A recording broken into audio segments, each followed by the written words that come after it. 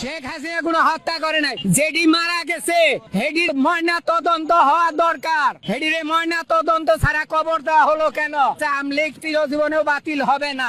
শেখ হাসিনা একজন যোগ্য ব্যক্তি। এই দেশে শেখ হাসিনা যা করে গেছে, আর এরা যে চুরি চামারি করে খাইতেছে, 6 মাসের মধ্যে শেয়ার বাজারে 21,000 কোটি টাকা কোথায় গেল? উপদেষ্টারা এই জবাব দিক। 21,000 কোটি টাকা পাচার করছে, এটা তো শেয়ার বাজাররা জানে, আর এই দেশে উপদেষ্টারা জানে। এই উপদেষ্টারা হইছে সবাই চোর। উপদেষ্টারা সবাই চোর, সবাই চোর। যে কয়জন উপদেষ্টা আছে সব শালাই চোর। এক দিক দিয়ে চুরি করছে, কোন দিক দিয়ে উন্নতি করছে? প্রমাণ এই যে শেয়ার বাজারের 600 কোটি টাকা নাই, এই যে 3 বস্তা টাকা পাওয়া গেল একজনের বাসায়, এই টাকাগুলো আসলো কোথা থেকে? শেখ হাসিনার বিচার হওয়া প্রয়োজন না? না, এই যে পদ্মা সেতু করে দিয়ে গেছে, ফ্লাইওভার করে দিয়েছে, মেট্রো রেল করে দিছে, হেঁটে উঠিয়ে উঠিয়ে এরা খাইতাছে। এই যে উপদেষ্টারা শেখ হাসিনা, হে আমলিগ যতদিন আছে হে সভাপতি থাকবে। হ্যাঁ, হে রাজনীতি করতে পারবে, পারবে না কেন পারবে না? এটা বলে উনি বাংলাদেশে আসবে, দেখেন না আসেন না, না হে তো এই দেশেরই সন্তান না, হে ভারতের সন্তান। কেন বলাইছে? সেনাবাহিনীরা নিয়ে তারে এই দেশে রাইখাইছে, হে তার পলিয়া যায় নাই, তারে প্লেন দিয়ে নিয়ে সেনাবাহিনীরা উঠিয়ে দিয়ে রাখছে। কথা বুঝছে? হে পলিয়া যায় নাই, তারে সেনাবাহিনীরা তাদের হেলিকপ্টার দিয়ে যত্ন করে থুয়াইছে। কয় যে তারে ফিরত আনতে হবে, তাহলে তারে ফিরত আনতে হলে সেনাবাহিনীরা কয় না যে ফিরত দাও, সেনাবাহিনীরা বলে না কেন যে ফিরত দাও? সেনাবাহিনীরা ফিরত আনো। আগামী জাতীয় সংসদ নির্বাচন কেমন হওয়া প্রয়োজন? সুস্থ এবং শান্তিপূর্ণ হওয়া দরকার। সংস্কার ছাড়াই যদি এরা নির্বাচন দেয়, এরা খালি কয় এই সংস্কার করবে, কোন সংস্কারই তো হইতাছে না। কোন সংস্কার হইতাছে? হ্যাঁ পারবে, আমলিগ অংশ নিবে। যারা আমলিগের ভালো লোক আছে সবাই কি কোন হত্যাকারী? ভালো লোক কয়জন আছে সেটা আপনি বাইর করেন। যে যারা এই দেশে প্রকৃত লোক, যারা ভালো, আপনি যদি ভালো হন, আপনার কি দোষী সাব্যস্ত করা যাবে? তাহলে আপনি নির্বাচন করতে পারবেন। যে অপরাধ করছে তার বিচার হবো, যে অপরাধ করে নাই হে কোন দোষে দোষী, যে অপরাধ করে নাই হে কোন দোষে দোষী, যে হত্যা করছে তারাই নিবে। দেশে যে 4,646 জন পুলিশ মারা গেছে, হে পুলিশ কি এই দেশের সন্তান না? হেরা তো সরকারের হুকুমে গুলি করছে, তাহলে তাদের কথাটা উঠে না কেন? হেরা কি এই দেশের সন্তান না? শুনে, হেরাও তো এই দেশের, আমার ভাই আছে, আপনারও ভাই আছে। তাইলে হেরা যদি অন্যায় করে থাকে, এই দেশের প্রজাতন্ত্রের চাকরি করে, প্রজাতন্ত্রের কর্মচারী। পুলিশ যেগুলিকে মারা হয়েছে তাদের বিচারের ব্যাপারটা মানে দুটাই যদি পাশাপাশি আসলে ঠিক করা হইতো, তাইলে মানে যারা অপরাধী পুলিশ তাদেরকে শাস্তি দেওয়া, যেসব পুলিশ আসলে হত নিহত হয়েছেন তাদের বিচারের ব্যবস্থা করা, বা তাদেরকে অ্যাটলিস্ট অ্যাকনলেজ করা, ওইটা যদি হইতো তাহলে তাদের জন্য একটু সুবিধা হতো। আপনি কি সেরকম মনে করেন কিনা? আমি এই বিষয় নিয়ে চর্চাও করি না, চিন্তাও করি না। আমার মনে হয় যে এটা হোম মিনিস্ট্রি, ওকে, সবাই সবাই বিজ্ঞ লোক আছেন, তারা নিশ্চয়ই এই বিষয়টা তারাও হয়তো দেখছেন বা চিন্তা করছেন। I don't know. সেটা তো আমি যদি হোমে থাকতাম তাহলে আমি আপনার প্রশ্নের উত্তর দিতে পারতাম। আচ্ছা ঠিক আছে, ঠিক আছে। কিন্তু আমাদের দর্শকরা, আপনাকে অবশ্য আগেও আমি এই প্রশ্ন করেছিলাম যে আপনি যখন স্বরাষ্ট্র মন্ত্রণালয়ে ছিলেন তখন আপনার রাইফেল এবং স্নাইপার রাইফেল এবং গুলির প্রসঙ্গে আপনার কথাটি বলে আপনাকে আসলে অনেক, আমি যদি এটাকে বলি হচ্ছে যে পলিটিক্যাল লিডাররা যেরকম ব্যাকলেশের সম্মুখীন হন, বাংলাদেশের মানুষরা ব্রিগেডিয়ার জেনারেল সাখাওয়াত হোসেনকে অনেক বেশি জেনেও সেই ব্যাকলেশেরই সম্মুখীন হতে আপনাকে দেখেছেন কখনো ক্ষমতা। এইটা কি আপনার কখনো মনে হয় যে হাইন্ডসাইট আপনি যদি পুরনো জিনিসটা দেখতে চাইতেন তাহলে এই কথাটা আপনার না বলতেন যে না 7.62 রাইফেল স্নাইপার কোত্থেকে এসেছে, এটা তো পুলিশ ব্যবহার করে না, এই বক্তব্যটাকে আপনি না দিতেন? এরকম কি হয়? না না না না না না, আমার কথাটা আমি এখনো পরিষ্কার করে বলছি, যদি এটা পুরনো জিনিস বলার কি। আমি আমি জানেন খালেদ, আমি তো আপনি যে 15 বছরের কথা বললেন, এই 15 বছর কিন্তু আমি একটা কথা বলেছি, যখন এই ধরনের সরকার কোল্যাপস করে তখন কিন্তু দেশের প্রতিটি অঙ্গ কোল্যাপস করে। বুঝতে পারছেন না? আমরা একটা কোল্যাপস অ্যাডমিনিস্ট্রেশন, কোল্যাপস কান্ট্রির মধ্যে বসে আছি। অনলি 10 মান্থস 11 মান্থস, হ্যাঁ 10-11 মাসে আপনি আরো কাউকে নিয়ে আসেন, ইট ইজ ভেরি ডিফিকাল্ট। একটা হোল সিস্টেম হচ্ছে কোল্যাপস। তাহলে 15 বছর আপনি নিজে দেখেছেন আইন আইন থেকে শুরু করে আপনার কোর্ট থেকে শুরু করে কোন জায়গাটা ডিট ফাংশন, কোন জায়গাটায় তারা নিজেদের মতো করে করেন। এইটা কোল্যাপস, হ্যাঁ এই যে কোল্যাপসটা করেছে, নন পুলিশ তাদের হাতে রাইফেল। আমি তো এখানে, আমি যেখানে আছি দিস সেন্টার, তার মানে আপনার মহাখালী, আমি আমার ছাদের উপর থেকে দেখেছি রেস্কিউ করতে এয়ারফোর্স দিয়ে তারা লুঙ্গি পরা ছিল। তারপরে ছাত্রলীগ, যুবলীগ, আমি যদি আপনাকে ভিডিওগুলো দেখাই, তাদের হাতে স্নাইপার রাইফেল, তাদের হাতে 7.62 এভিডেন্ট। আমি সে কথা বলেছি, ওকে, এই পুলিশের রাইফেল এই সিভিলিয়ানদের হাতে কিভাবে গেল, এটার ইনভেস্টিগেশন করতে হবে, যে how this rifle has gone. It's dangerous issue. এই হেলমেট এটা ইস্যু হিসেবে অবশ্য খুবই মারাত্মক। আমার মনে হয় যে সরকার সেটিকে আসলে খুবই গুরুত্ব দিয়ে এটি তদন্ত করা উচিত, দরকার হলে আন্তর্জাতিক তদন্ত করা উচিত। যদি সিভিলিয়ানদের হাতে কোনো আইন শৃঙ্খলা বাহিনীর রাইফেল যায় শুধু একটি কারণেই, একটি দল বা এটার সাথে সংশ্লিষ্ট সকল সরকারের সকল কারো বিচার হওয়া উচিত যারা এটি করেছে। এটি আসলে আমি সেটাই বলেছিলাম, আমি এটি সেটা আসলে বলেছিলাম তদন্ত করা উচিত। তখন বলেছিলাম যে আমি হোমে আসছি, আমি এটা তদন্ত করব। কিন্তু এটাই ছিল আমার কথা। কিন্তু আপনার কথা শুনে অনেক আওয়ামী লীগের খুশি হয়ে এরকম ভাবে বলতে চেষ্টা করেছে যে এগুলি আসলে না। শিবির বা জামাতে ইসলামী এই 7.62 রাইফেল নিয়ে, পাকিস্তানি বাহিনী 7.62 রাইফেল নিয়ে আসলে গুলি করেছে, এটি বোঝা গেছে যে শোনেন। জালিয়াতির কথা। এবং আপনাকে মন্ত্রণালয় থেকে চেঞ্জ করে দেওয়া এটা খুবই কোইনসাইড করেছে ওই সময় জিনিসটা, যে আপনাকে সরকার বিব্রত হয়েছে। না না না না, শোনেন, আমার দায়িত্ব ছিল, আমি মনে করি আমি হোম মিনিস্টার থাকলে এখন আমার দায়িত্ব ছিল, জি, ছিল কি ছিল না এটা বড়, এটা আমারই দায়িত্ব ছিল, তাই না? রাইট। আমি তো তখন এই কথা বলেছি এই কারণে যে অনেক রাইফেল আমাদের হারিয়ে গেছে তখন। আমি যখন ছিলাম 2,500 রাইফেল 7.62 ওয়াজ নট অ্যাভেলেবল। হ্যাঁ, কোথায় গেছে এগুলো? Where they have gone. আমি তো একটা আলটিমেটাম দিয়েছিলাম যে 1 তারিখের মধ্যে রাইফেল যদি জমা না দেয় ধরে নেওয়া হবে যে যে তারা বেন্ডিং। হ্যাঁ, এখনো তো অনেক, আমি জানি না কতগুলো। রাইট। আমার এই প্রসঙ্গে শেষ প্রশ্ন, কারণ এটা নিয়ে আমি আর আপনার সঙ্গে এই মুহূর্তে, কারণ আমাদের অনেকগুলি বিষয় রয়েছে নির্বাচন এবং অন্যান্য আপনার মন্ত্রণালয়ের বিষয় নিয়ে, আমি শুধু একটা প্রশ্ন করতে চাই। আপনি যে প্রসঙ্গটি তুলেছেন, যে প্রশ্নটি তুলেছেন, যেটা আমাদের সবার মনে এই প্রশ্ন, কারণ ময়না তদন্তের মধ্যেও যখন এই রাইফেলের অস্তিত্ব, গুলির অস্তিত্ব, অন্য অনেক মানে যেটাকে হচ্ছে আদালতের কাছে গ্রহণযোগ্য অস্তিত্ব যখন ধরা পড়ছে, আজ না হোক ভবিষ্যতে যখনই এই মামলাটি উঠবে তখন এই কথাটি উঠবে, সরকার কি এগুলির তদন্ত করছে? আসলে কারা করেছে এগুলি, কারা এর জন্য ছিল, সরকার কি এভাবে তদন্ত করছে? এটা তো হোম মিনিস্ট্রি, আ- আ- আ- এটা তো হোমের আ- আ- আ- হোমের আওতায়। আমরা আশা করব যে ক্যাবিনেটেও আপনারা নিশ্চয়ই এগুলি নিয়ে কথা বলবেন এবং কারা এর জন্য আসলে দায়ী, ইতিহাসের প্রয়োজনে আমরা যেন সেগুলি জানতে পারি, বা কাদের কাছে আসলে, কোন সিভিল লোকদের কাছে আসলে এই অস্ত্র কারা দিয়েছিল। আমি পরবর্তী প্রসঙ্গে আসি, আবার একটু ক্যাবিনেটে ফিরে আসি।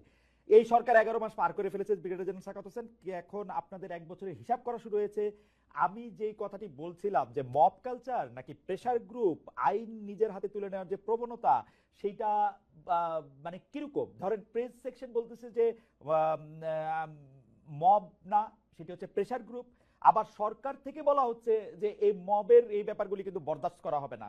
এইটা আসলে ক্যাবিনেটে কিভাবে আলোচিত হয়? এটা কি আসলে মব, প্রেসার গ্রুপ, নতুন ডিফিনিশন দরকার, কি আসলে জিনিসটা? এটা আপনি যেভাবে দেখেন, আপনি প্রেশার গ্রুপ বলতে আপনি যাদেরকে বোঝাচ্ছেন তা হতে পারে। মব কালচার বলতে মবটা কারা, মব কি আপনি আমি গেছি একজন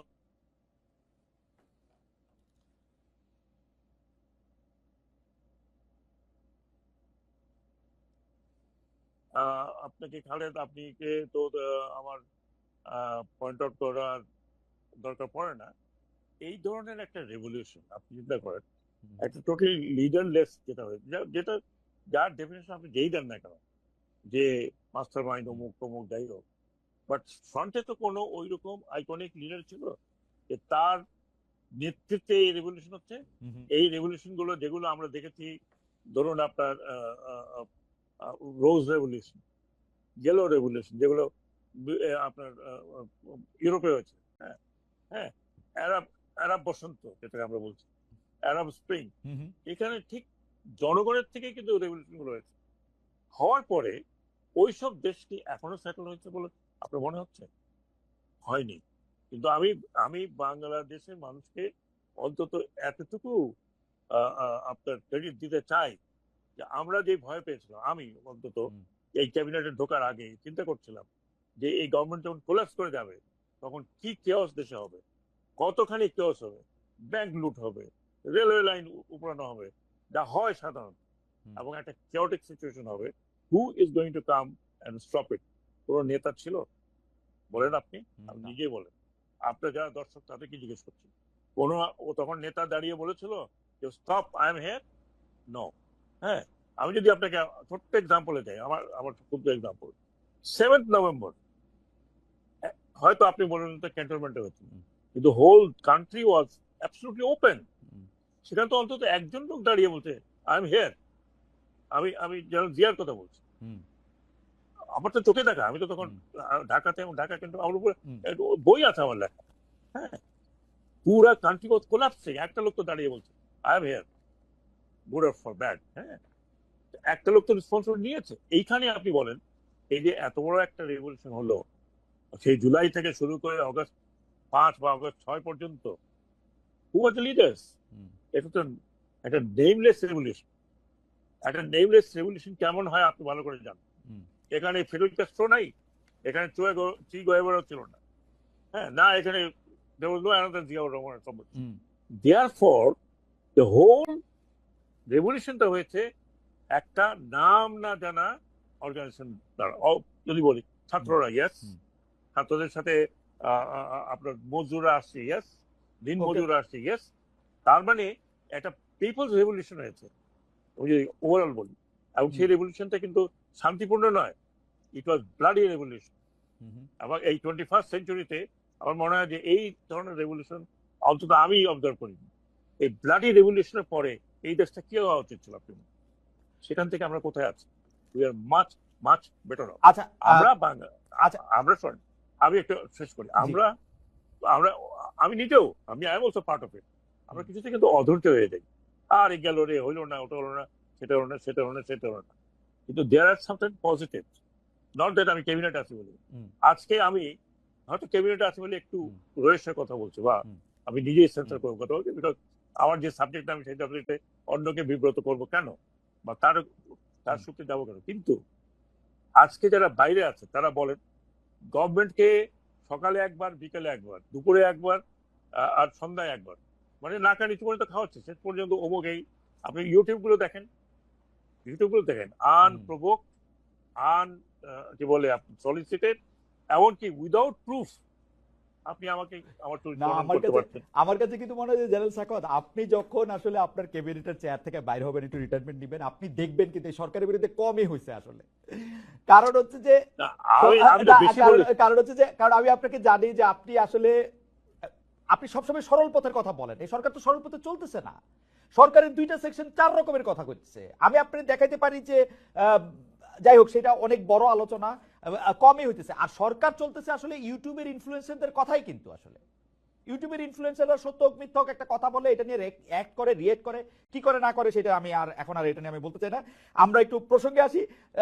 ওইটা যদি আবার আরেক লাইন বলতেন, উপদেষ্টাদের মধ্যে কি নির্বাচন নিয়ে 2 ভাগ বা 3 ভাগ আছে? কেউ কেউ আছে যে ডক্টর ইউনূসকে নিয়ে থাইকা যেতে চান, ছাত্ররা এক দল, আপনারা যারা হচ্ছে মানে আপনি যদিও সোলজার, কিন্তু অনেক বেশি সুশীল সমাজ বা সিভিল সোসাইটি, অনেক বেশি শিক্ষক। তো আপনারা যারা আছেন, আপনি, ডক্টর সালাউদ্দিন আহমেদ, তারপরে হচ্ছে ওয়াহিদুদ্দিন মাহমুদ, তারা এক দল, আবার মাঝখানে সৈয়দা রিজওয়ানা হাসান, আসিফ নজরুল, তারা আবার আরেক দল, ওরকম ছাত্ররা এক দল, ওরকম আলাদা আলাদা করে আছে। কিছু দল আছে আবার নিষ্ক্রিয়, ওরকম আছে কিনা, মানে যদি আপনি বলতেন একটু। এগুলো তো আপনার অবজারভেশন। দাদা এইটা বলা আছে, আমার না, এর একটা বক্তব্য আমার না। মানে কেউ কেউ বলতেছেন কি স্যার, দেখেন যে প্রফেসর আসিফ নজরুল, ডক্টর সৈয়দা রিজওয়ানা হাসান, জনাব আদিলুর রহমান খান, তারা সবাই এক ডিপার্টমেন্ট থেকে এসেছেন, ল ডিপার্টমেন্ট। তারা অল্প একটু ছোট বড়, তারা একটা গোষ্ঠী, অ্যাটর্নি জেনারেল সহ। আবার কেউ কেউ বলতেছেন যে আপনারা যারা একদমই সিভিল সোসাইটি থেকে আসছেন, কেউ কেউ আপনাদেরকে বলতেছেন যে আপনারা যেহেতু রাস্তায় আন্দোলন করেন নাই, সেহেতু আপনাদের গায়ে আসলে এই অভ্যুত্থানের আঁচটা লাগে নাই, সেজন্য আপনারা এক পক্ষ, ছাত্ররা আবার এক পক্ষ। ডক্টর ইউনূস কোনো পক্ষ না হইতে গিয়ে এক এক সময় এক এক পক্ষ, এরকম মনে হয়। যে এইটা নিয়ে যদি একটু বলতেন যে আসলে কি এরকম মতভিন্নতা আপনাদের মধ্যে আছে কিনা, বা ইলেকশন নিয়ে, ওটা যদি একটু বলতেন। আচ্ছা, ঠিক। আমি আমার পজিশনটা করি। ইয়েস, আমি তো মাঠে ছিলাম না, কিন্তু 15 বছর আমি কি করছিলাম আমার মতো, আপনি বলেন, আমার মতো মানে কনসিস্টেন্টলি কেউ কথা বলে গেছে না, কনসিস্টেন্টলি কেউ লিখে গেছে না, এবং সেগুলি সবই রেকর্ডেড, অল ইন রেকর্ডেড। এখন আমি তো রাইফেল নিয়ে দৌড়াদৌড়ি করি নাই, বাট আমি তো যতটুকু আমার বিবেক এবং শক্তি সঞ্চয় করে যতটুকু বলার আমি বলেছি আপনাকে। খালেদ, আপনি ভালো করে জানেন কতবার আপনি বলেছিলেন, আমাকে তো অনেক টোপ দেওয়া হয়েছে, অনেক। রাইট। ইউ নো আমি রিপিট করতে যাচ্ছি না। আর তারপরে আপনি চিন্তা করেন কোন পর্যায়ে গেলে আমি দাঁড়িয়ে বলেছিলাম যে সৈনিকরা তোমরা গুলি করবে না, তরুণ অফিসারদের বলছিলাম যে তোমরা কোনো অর্ডার দেবে না, because you are not part of it. আপনি আপনি You are- আপনি এটা মানে অন রেকর্ড এবং কোর্টে মানে সংবাদ মাধ্যমে এটা আপনি বলছেন, এবং আপনার এই বলাকে অসংখ্য জায়গায় উদ্ধৃত করা হয়েছে, অসংখ্য জায়গায় ছড়ায় দেওয়া হয়েছে এবং এটা বলা হয়েছে সময় না, সেগুলি প্রসঙ্গে আমি আসলে মানে না না আমি যেটা বলছি, আপনি বললেন যে জি আমি আমার কথা বলছি, আমি বাকিদের সার্ভাইতে গাইতে পারবো না। হ্যাঁ, আসিফ নজরুল সাহেব, তারপরে রেজওয়ানা সবাই সবার অবস্থান এবং থেকে নিজ নিজ দায়িত্ব পালন করছেন আসলে মনে হয়। পালন করেছে ওই সময়। জি আমি তো আসিফ নজরুলকে ছাত্রদের সাথে দেখতে দেখেছি, সারাক্ষণ সবচেয়ে বেশি রেজওয়ানাকে দেখেছি, আপাও সবচেয়ে বেশি শুনেছিলেন। আদিলকে দেখেছি, জি তারপর আরো অনেক কয়েকজনকে দেখেছি। তারা তো আমার সাথে সাহসী ভূমিকা পালন করেছে, তাই না? রাইট। আমি নয় হয়তো একটা কোণের মধ্যে থেকে হয়তো কথা বলেছি। অনেক সময় আমি জিজ্ঞেস করতাম যে আমি গ্রে লিস্ট নাকি হোয়াইট লিস্ট নাকি রেড লিস্ট, মাঝে মাঝে রেড লিস্টে চলে যেতাম, আবার কিছুক্ষণ পর শুনতাম না আপনি গ্রেতে চলে আসছেন। গ্রে মানে হ্যাঁ ঠিক আছে, আপনি ডাকলে ডাকতে পারেন। হ্যাঁ, আপনি নিজেও তো অ্যাঙ্কর ছিলেন যখন আমি রাইট। অনেক ধরনের না, কথা বলেছি। এখন আমার কথা কথা হচ্ছে হচ্ছে- বাংলাদেশের ইতিহাস তো আসলে একটু এখন যেটা সুবিধা হয়েছে যে সবকিছু ডিজিটাল ফুটপ্রিন্ট অথবা প্রিন্টেড রয়ে গেছে, মানে কেউ চাইলে দেখতে পারবে, মানে আমারে আসলে সাক্ষ্য দিতে হবে না, কেউ একটু না। গুগল করলেও দেখতে পারবে, কেউ একটু গবেষণা করলেও দেখতে পারবে। তো সুতরাং কিন্তু আপনাদের মধ্যে মতভিন্নতা বা ওরকম গ্রুপ আছে কিনা, আপনাদের মধ্যে এরকম কেউ আছে কিনা, আপনি যদি হ্যাঁ বা নাতে জবাব দেন বিস্তারিত না বলে, তাইলেও আমি পারবো যে আপনাদের মধ্যে কেউ কেউ কি চান যে ডক্টর ইউনূসের নেতৃত্বে বা আপনারা বেশ কিছুদিন আসলে ক্ষমতা থেকে যান, বা ডক্টর ইউনূস চলে যাক, ডক্টর সালাউদ্দিন আহমেদ এসে প্রধান উপদেষ্টা হোক, উনি এসে একটা নির্বাচন করুক 3 বছর পরে, যে এরকম কোন একটা কিছু আছে কিনা, মানে যে গুজব এগুলো সব- ভাসছে সব বলে দিয়েছে। এগুলো আমি ঠিকই, এগুলো গুজব আমিও শুনছি।